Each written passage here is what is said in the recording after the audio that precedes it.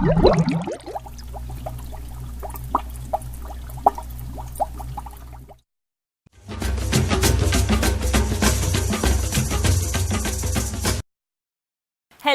children. Hello, Auntie. The title of our story is How the Leopard Got Its Spots. The leopard and the fire were best of friends.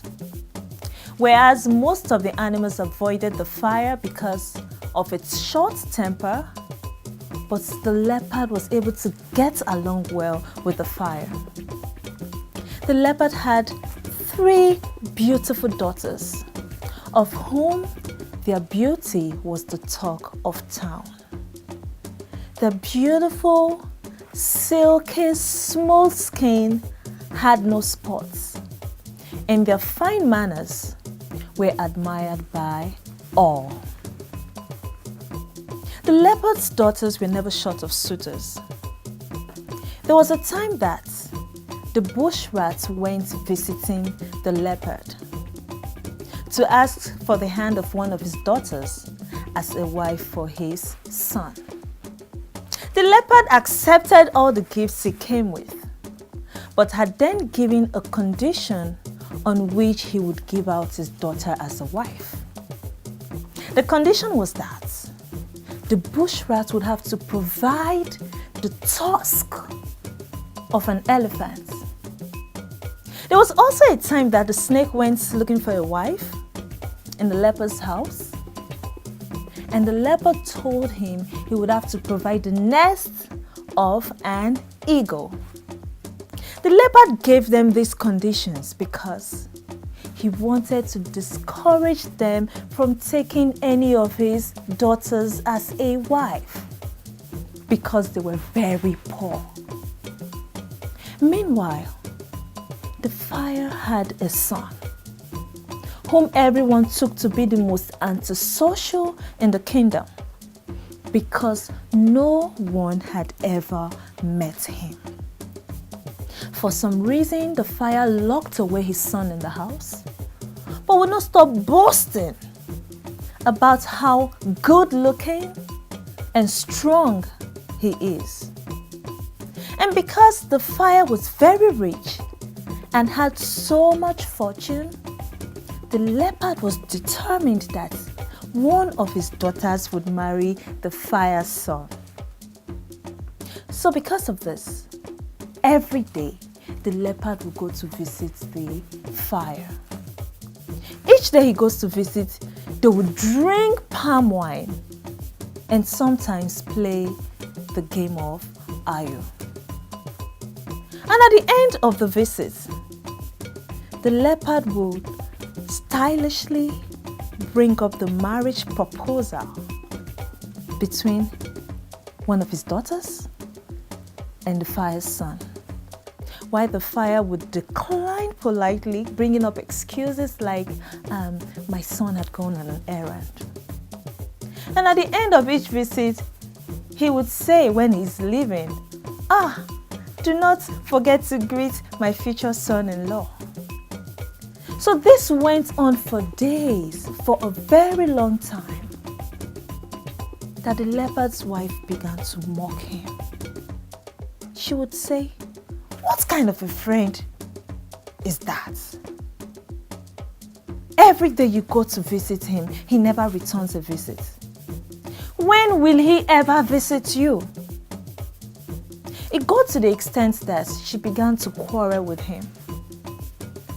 She would say it must be that either you or your house is not worth a visit.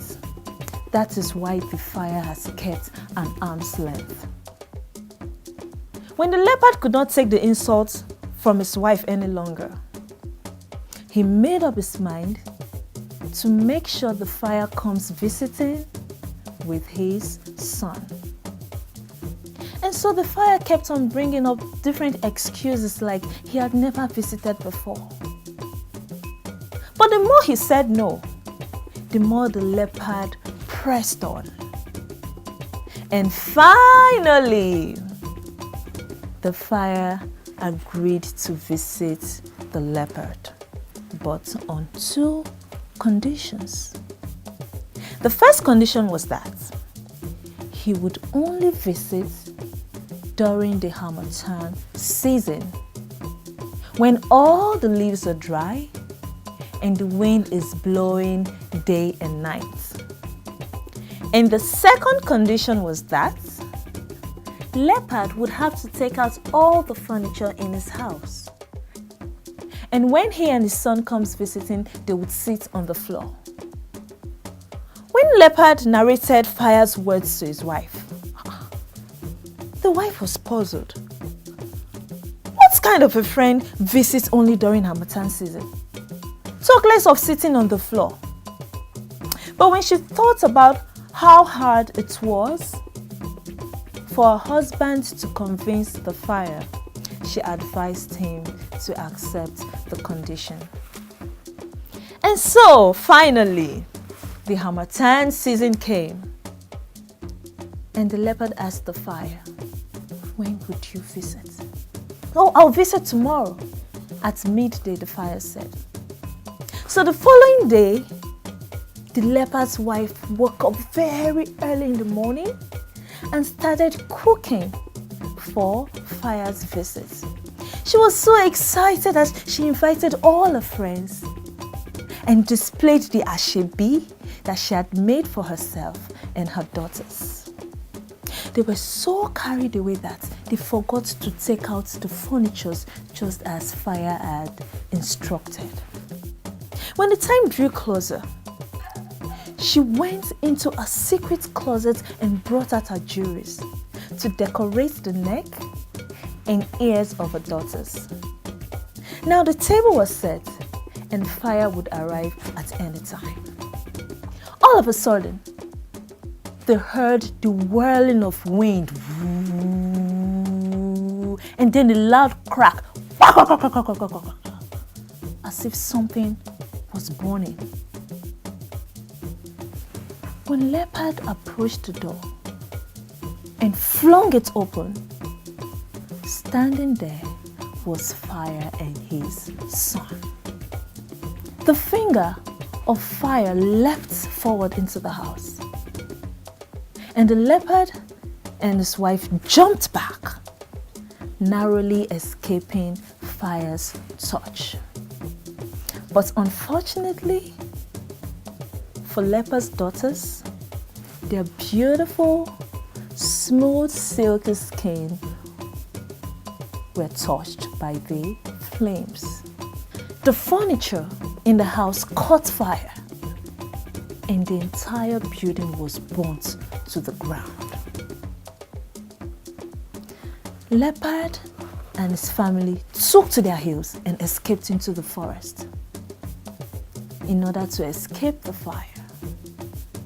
And ever since then, leopards have always carried black spots on their skin as a reminder of Fire's visit and never to play with fire again. Children, is it good to play with fire? No. Why? Because it is dangerous. Because it is dangerous. It is very dangerous to play with fire. It is very, very harmful. If you play with fire, it will burn you. And if you're looking so beautiful, you'll be looking like this. Do you want to look like this? No. Exactly. So it is very dangerous to play with fire. If you want to keep your skin good, if you want to keep everything in your house in place, do not play with fire. It is very dangerous. Do you like my story? Yes. Are you sure? Yes, ma'am. Well, we have come to the end of African Adventure, and so it is time to say bye. Bye-bye.